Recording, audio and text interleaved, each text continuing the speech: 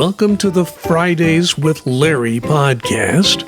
I'm Larry Lannan. This podcast is sponsored by Citizens State Bank. Learn more about the business and personal banking options at mycsbin.com/Larry. Or stop by their Fishers branch at the Thomas A. Weaver Municipal Complex. Citizens State Bank, member FDIC, and an equal housing lender.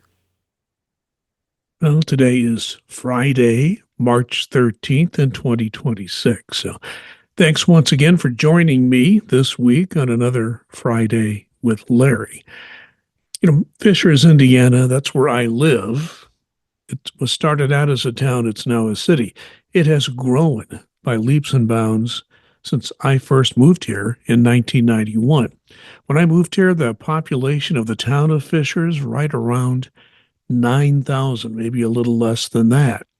Today, here in 2026, the best estimates say we are north of 107,000 souls living in the city of Fishers. And tremendous growth. And I've been asked by a lot of people who don't live here, how in the world Fishers has been able to grow like this? What is attracting people to Fishers?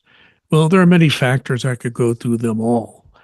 But I would argue that the Hamilton Southeastern, or HSE schools, a central part of that whole story.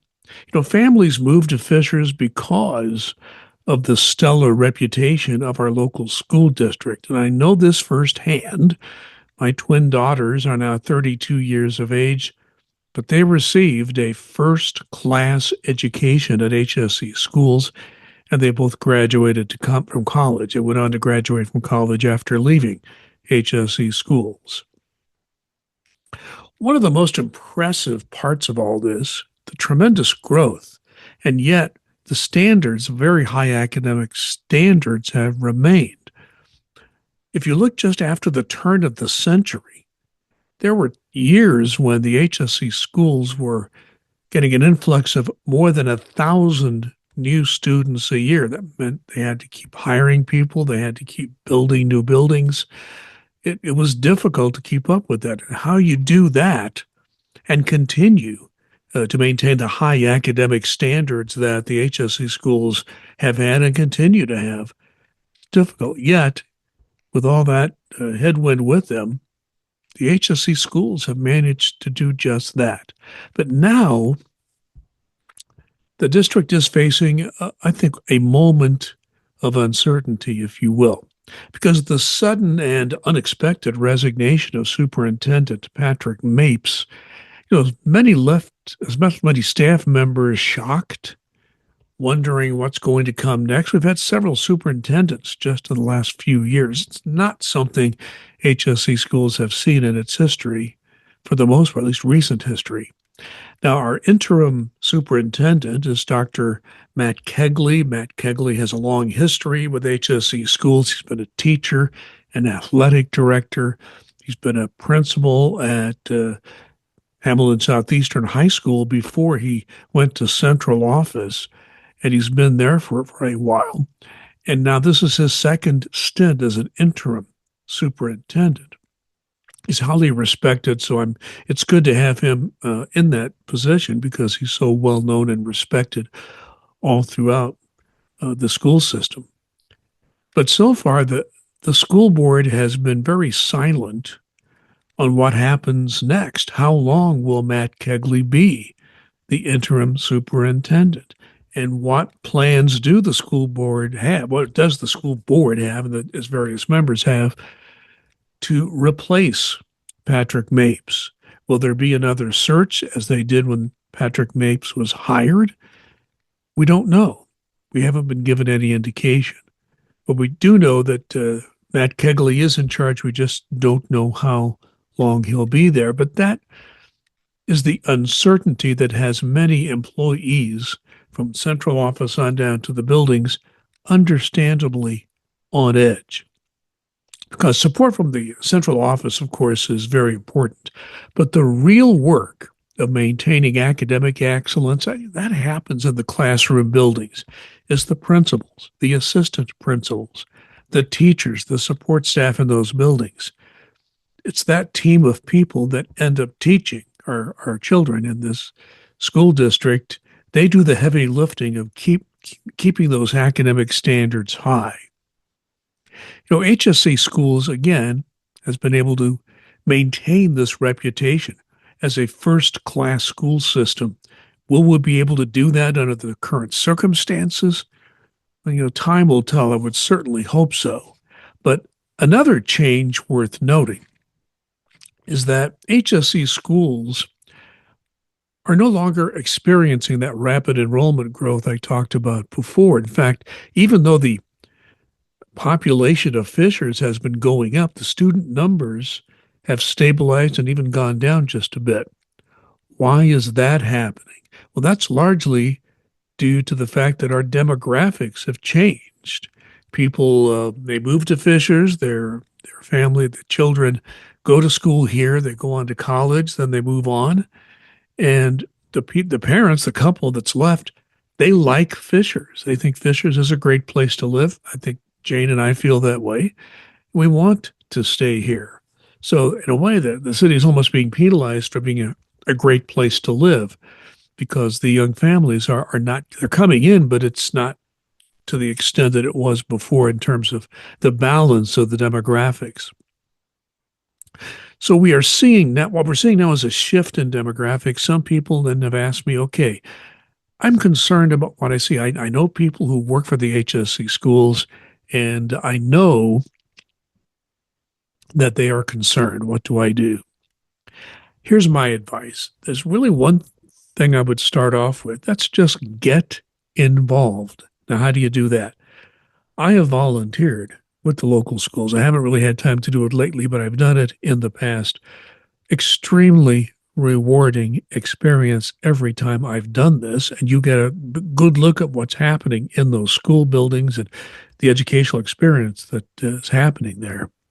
There are plenty of opportunities to help. Just ask. They'll be glad to give them to you. There should be something for you to do. That's one thing you can do. There's one other thing that I would urge you to do as far as getting involved.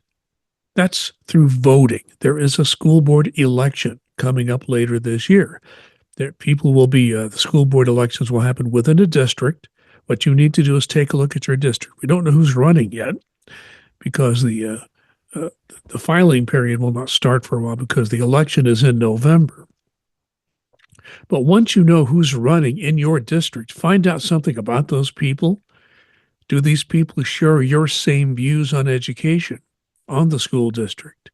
Do your homework.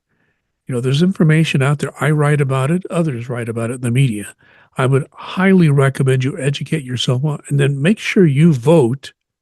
And then when you vote for someone who shares your view on education. That would be my suggestion if you are concerned about the future of the HSC schools. HSC schools, they remain strong, widely respected around the state. People around the state watch us. We're the fourth largest, or either third or fourth largest school system, depending on how you count, in the state. So we're a large school system. We have not only a large school system, but we have high respect for our academic standards. So it's something to be proud of, but it's something we have to maintain and have to work hard at keeping. So pay attention. That's my mantra to you, and vote in the election. And by the way, while you're at it, keep reading LarryInFishers.com, my local news website. Continue to subscribe, like, and comment to this podcast series. I'll do everything I can to keep you informed about what's happening here in this local community, this suburb of Indianapolis. And I want to thank you, all of you, because I have now exceeded 1,000 subscribers to this podcast, way beyond what I thought was possible in just less than 2 months doing this. So thank you so much for all of your support. Spread the word and continue to subscribe, like, and feel free to comment on these podcasts. My guest this week is Brian Wuerch of the Hamilton County Community Band.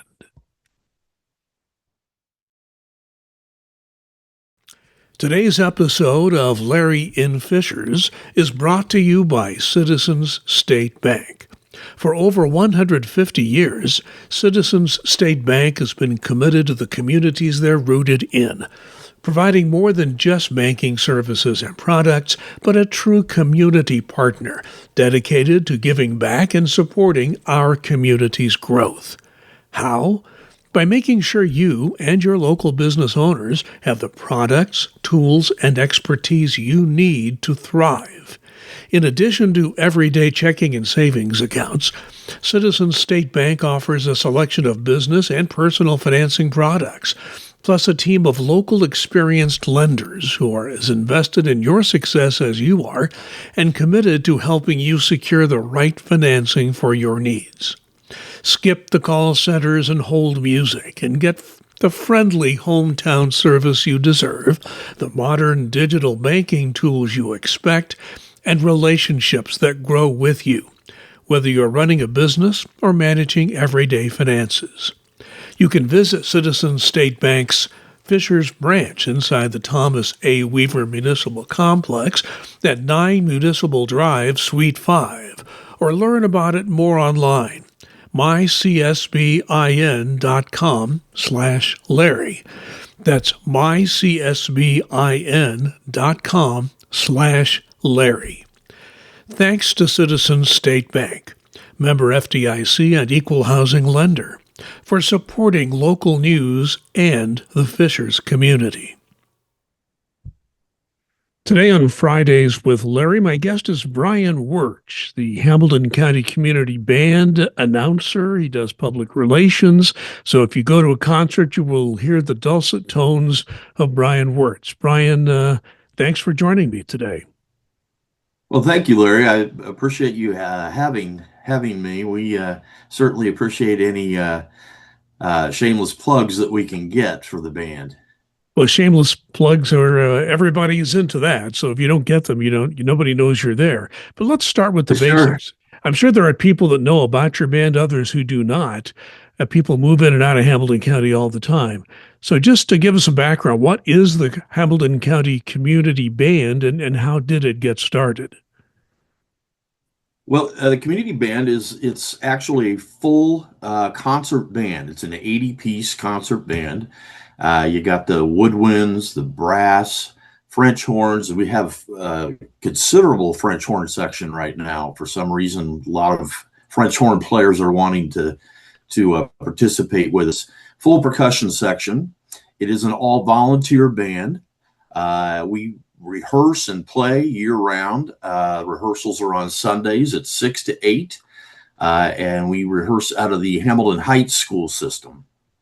So, big concert band. And I'm curious about this because it's been around since 2018. So, I mean, what inspired a group of local musicians to start this project? Right. Yeah, we were founded back in 2018, February 25th. There were 3 musicians. All of them are very good friends of mine. Brian Wuerch, who I've known for many, many years, went to Ball State together. We just missed each other.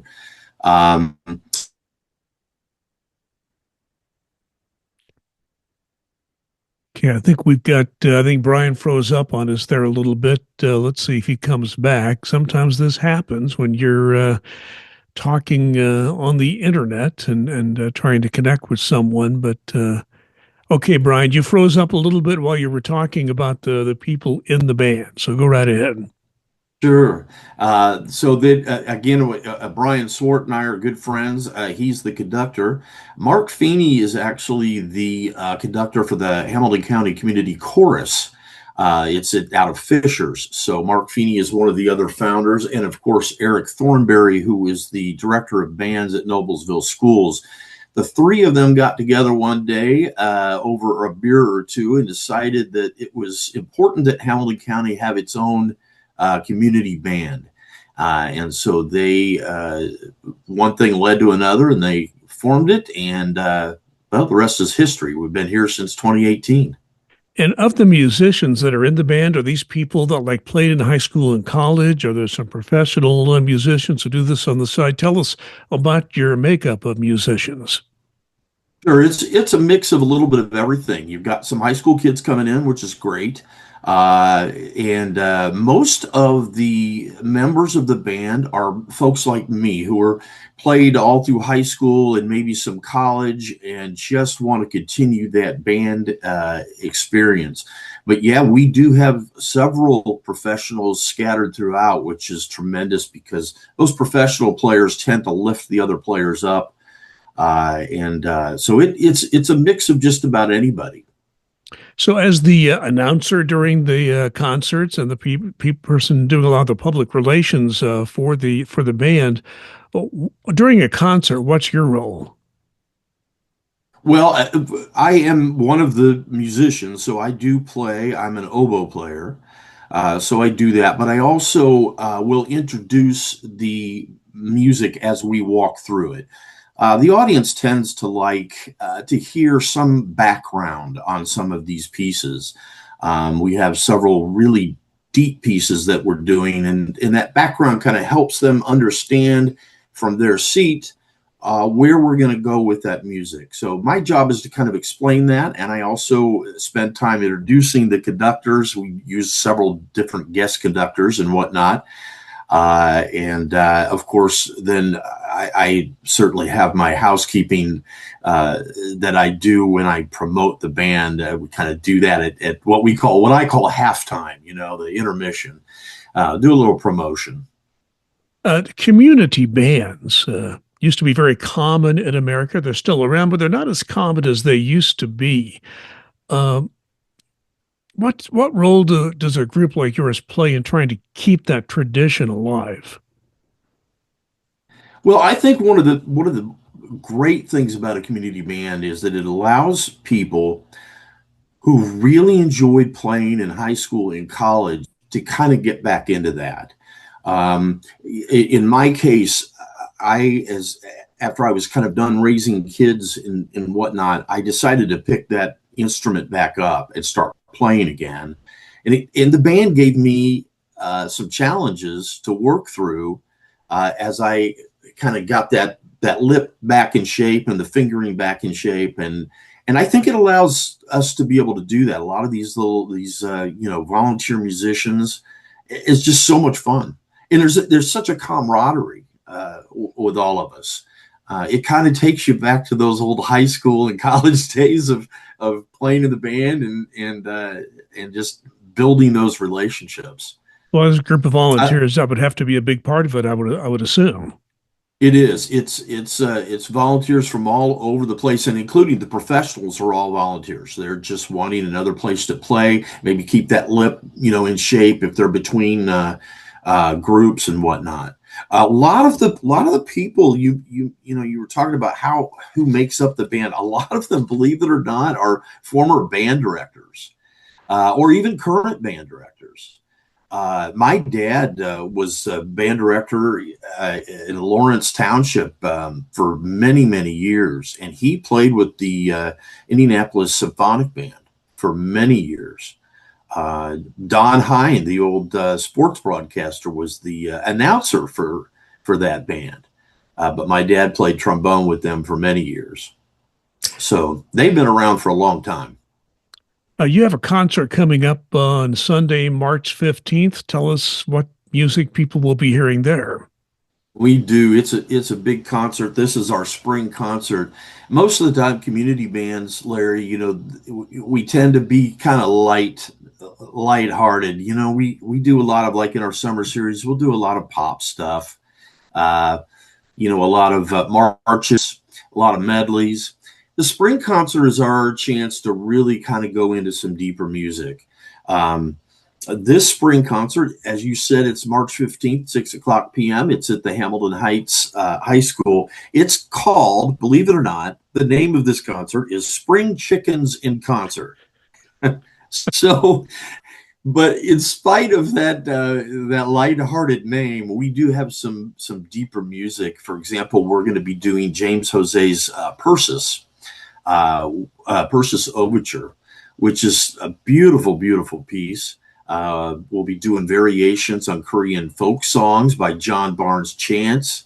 And yes, there will be a piece, just a little teaser about chickens. So curious about that, show up 6 o'clock p.m. Sunday, March 15th at Hamilton Heights High School. So, should I ask who the marketing guru was that came up with the name of this concert?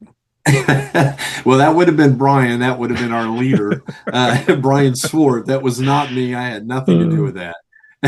Not that I will admit. uh, yeah.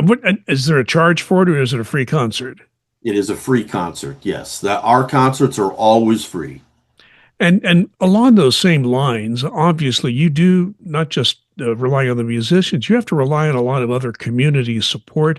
You've got volunteers and sponsors and so forth. And I'm assuming you will take any kind of support you can get. If so, how would someone be able to support your group? Oh yeah, we're always looking for larger sponsors. We're looking for corporate sponsors, but also individual donations. Last year, just on an anonymous donation, we were able to buy a band trailer, which was much needed. So we're always looking for that support. Certainly at the concerts, come up and see me, talk to me. I'm happy to talk to you. I'm as friendly as you can be. You can get a hold of us on the website. Is a great way to give. Brian Swart has some links up there on the website. It's hamiltoncountymcommunityband.com. Pretty simple, long name, but it's hamiltoncountymcommunityband.com. You can also email me at outreach@hamiltoncountymcommunityband.com. Or you can call me. The number is 317-946-3491. I'd be happy to have a chat with you. When people come to your concerts, what do you think surprises most people who do attend your concerts? Well, I think it's the number one. I think it's the quality of the music. It's surprising when you have the level of musicians that we do. Some of the stuff that we can pull off. This concert is a perfect example when I'm talking about this James Jose piece, this Persis. This is a piece that is what we musicians like to call a lot of ink. So when you look at the music page, that's all you see is all these woodwinds, flourishes. It's just a lot of ink. It's a very difficult piece. And I think people are surprised by how we can kind of pull that off. There's a lot of crazy stuff going on. But also there's a lot of fun stuff we do. We do a lot of march stuff. We do a lot of like pops medley stuff. And I think that people really enjoy that. Well, I want to ask you this because you never know when someone will watch or listen to a podcast. If they happen to watch or listen after 6 p.m. Sunday, March 15th, do you have a schedule of concerts set after that date? We certainly do. Of course, after the spring concert, we'll gear up for the summer season. Rehearsals for that will start March 29th. So we get a week off and then we're right back into rehearsals on the 29th. Our first concert will be June 7th at Redbridge Park. That's in Cicero, if you're not familiar. What a beautiful setting that is. It's right on the water there, right at the marina. And we do a little concert there. That's more of a pops kind of March type summer fair, if you will. And then we're going to be a part of the Alexandria Band Fest this year on June 13th. That's an all-day event. Larry, you mentioned earlier about community bands and their relevance and how many there are. The band festivals, there's Greenwood Band Festival in Alexandria. There's 10 to 15 bands in these groups. It's an all-day event, and they just come in and play, and then the next band comes up and the next band. It's a tremendous community way to do it. So we were invited to be at the Alexandria event this year, and I think we're going to be doing that. And of course, we have some Federal Hill out at Federal Hill in Noblesville on June 28th and then July 26th. Those will be at 6 o'clock p.m.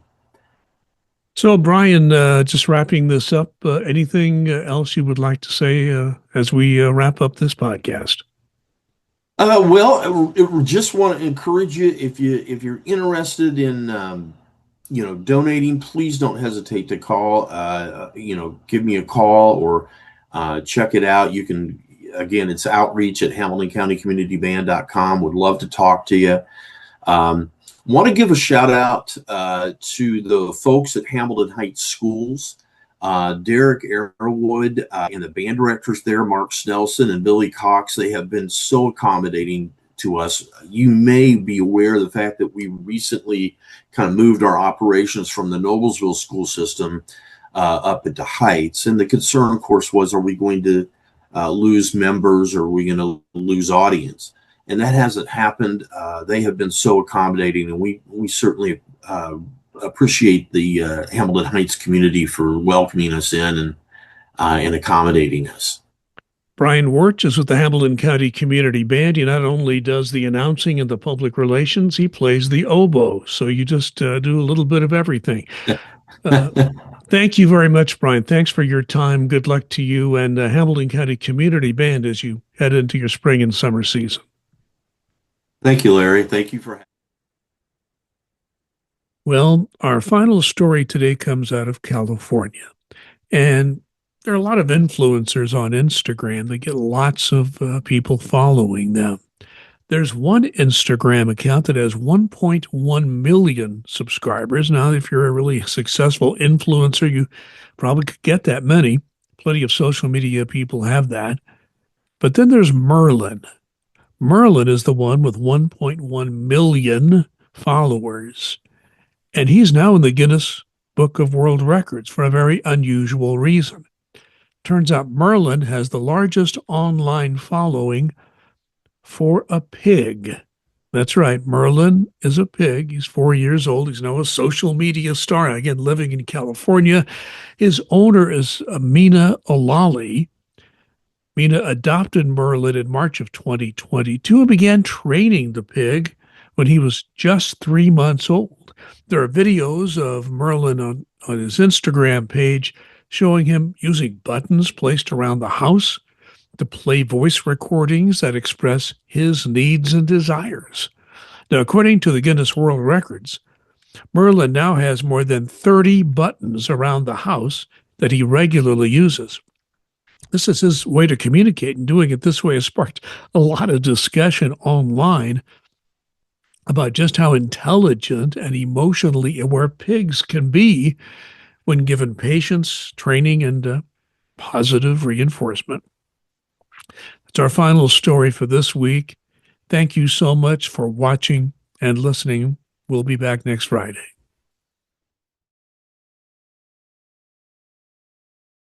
And once again, thanks to Citizens State Bank for sponsoring this episode of Fridays with Larry. Learn more about their business and personal banking options at mycsbin.com/Larry.